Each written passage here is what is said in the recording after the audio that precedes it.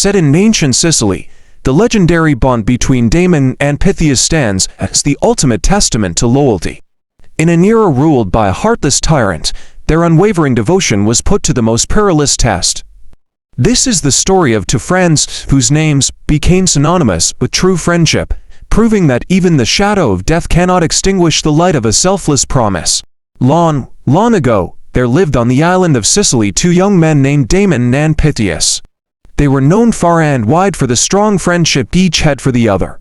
Their names have come down to our own times to mean true friendship. The king of that country was a cruel tyrant. He made cruel laws, and he showed no mercy toward anyone who broke his laws. No one dared say a word against the king or his laws except Damon and Pythias. One day a soldier overheard Pythias speaking against a new law. Pythias was brought before the king and showed no fear. The king sentenced him to death in 2 weeks. When Damon heard this, he was heartbroken and rushed to the prison to see his friend. "I'm worried about what will happen to my mother and my sister when I'm gone," Pythias said. "I'll take care of them as if they were my own," Damon replied. "I'll go to the king and beg him to give you freedom for a few days. You'll give your word to return." Damon went to the king. "Let Pythias go home to bid farewell. He gives his word he will return." The king laughed. "He would never return. No man will." "I will take his place in prison," Damon said. "If he does not return, take my life in his place." The king was astonished. "You make me curious. This exchange will be made, but if your friend does not return, you shall surely die." Everyone in the city knew of the bargain. Some believed Pythias would return, others were certain he would not.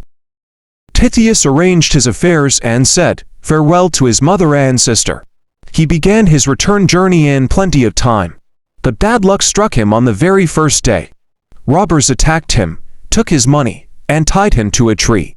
He struggled and cried for help, but no one came. The sun had been up for many hours before he finally freed himself.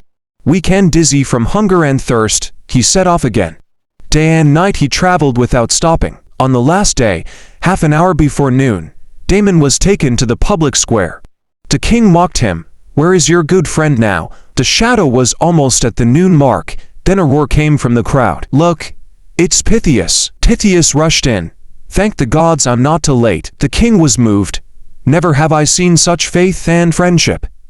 I set you both free. I would give all my money and power for one friend like Damon and Pythias." The story of Damon and Pythias is more than a tale of sacrifice. It is a powerful reminder that true friendship can soften even the hardest of hearts. By facing death for one another, they transformed a tyrant's cruelty into admiration and earned a place in history. Their legacy endures as a timeless example that a real friend is one who stays by your side when the world is at its darkest.